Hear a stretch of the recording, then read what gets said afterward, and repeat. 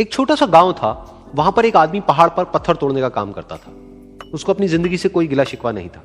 पूरा दिन वो काम करता, मेहनत करता, दिन के एंड में जो थोड़ा बहुत पैसा मिलता वो जा करके अपने परिवार के साथ में थोड़ा सा टाइम स्पेंड करता और चैन से सो जाता। तो एक दिन रोज की तरह वो अपना काम खत्म करके अपने घर की तरफ जा रहा था, तो रास्ते में चलते चलते उसके मन में ख्याल आया कि ये भी कोई जिंदगी है कि सुबह से शाम तक मैं पत्थर तोड़ने का काम करता हूं और एंड में मेरे को थोड़े से पैसे मिलते हैं, जिसमें मुश्किल से मेरा और मेरे परिवार का गुजारा हो पाता है।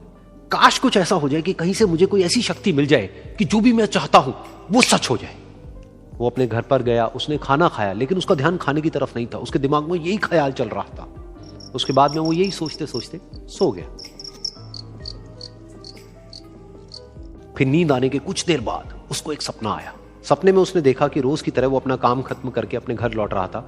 रास्ते में उसने एक बहुत ही बड़ा घर देखा और उसके मन में आया कि काश ये घर मेरा होता और मैं इसका मालिक होता। और उसके सोचते ही वो उस घर का मालिक बन गया। उसको यकीन ही नहीं हो रहा था कि जो उसने सोचा वो बन चुका है। लेकिन उसकी खुशी ज्यादा देर नहीं टिक पाई, क्योंकि उसको एकदम से एक शोर सुनाई दिया। उसने अपने घर के बाहर देखा कि एक बहुत बड़ी रैली निकल रही है, जिसमें बीचों बीच एक पॉलिटिशियन है जो ऐसे ऐसे हाथ हिला रहा है। और वहां पर जितने भी लोग खड़े थे सब उसके नाम के नारे लगा रहे थे, उसके आगे हाथ जोड़ करके खड़े थे, सब उसको देखने के लिए तड़प रहे थे। तब उसको यह एहसास हुआ कि मैं कितना छोटा हूं उसके आगे। और फिर उसके अंदर से एक ख्याल उठा कि काश मैं ये पॉलिटिशियन होता और मेरे पास भी इतनी ही पावर होती जितनी कि इसके पास में। बस उसका इतना सा सोचने की देर थी, वो पॉलिटिशियन बन गया। उसकी खुशी का ठिकाना नहीं था, क्योंकि उसके आसपास में हजारों लोगों की भीड़ थी और सब उसको देखने के लिए तरस रहे थे, तड़प रहे थे। लेकिन उसकी ये खुशी भी ज्यादा देर नहीं टिकी। धूप बहुत ही तेज थी और उस पॉलिटिशियन को आदत नहीं थी इतनी गर्मी में रहने की। तो उस धूप की वजह से उसको चक्कर आ गए और वो बेहोश होकर के गिर गया। फिर उसको एहसास हुआ कि ये पॉलिटिशियन सबसे ताकतवर नहीं है, ये जो सूरज है ये सबसे ताकतवर है।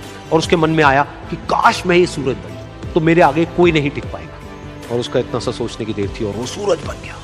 और वो खुशी से पागल हो गया, क्योंकि पूरी दुनिया को वो ही रोशन कर रहा था और पूरी दुनिया में ऐसा कोई नहीं था जो कि उसकी रोशनी को रोक सके। लेकिन उसकी ये खुशी भी ज्यादा देर टिक नहीं पाई, क्योंकि कुछ ही देर बाद आसमान में कुछ काले बादल आए जिन्होंने कि उस सूरज की रोशनी को रोक दिया। फिर उसको यह एहसास हुआ कि इस दुनिया में ऐसा भी कोई है जिसमें दम है उसकी रोशनी को रोकने का। और उसके मन में एक ख्याल उठा कि काश मैं वो बादल बन जाऊं। और वो बादल बन गया और आसमान में उड़ने लगा। उसको ऐसा लगा कि मैं आसमान में उड़ रहा हूं और अब मैं जहां चाहे वहां जा सकता हूं। लेकिन कुछ देर बाद वहां पर एक बहुत तेज हवा का झोंका आया जो कि उन बादलों को उड़ा करके ले गया। और फिर उसे ये समझ आया कि ये जो बादल हैं वो सूरज की रोशनी को तो रोक सकते हैं, लेकिन हवा को नहीं रोक सकते। ये हवा उनको बहा करके ले जाती है।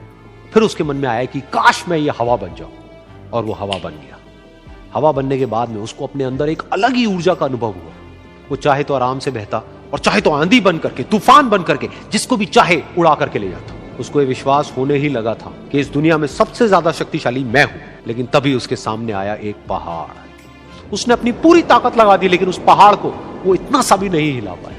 तब उसको यह एहसास हुआ कि इस दुनिया में कोई है जो हवा से भी ज्यादा शक्तिशाली है, जिसमें दम है उस हवा को रोकने का।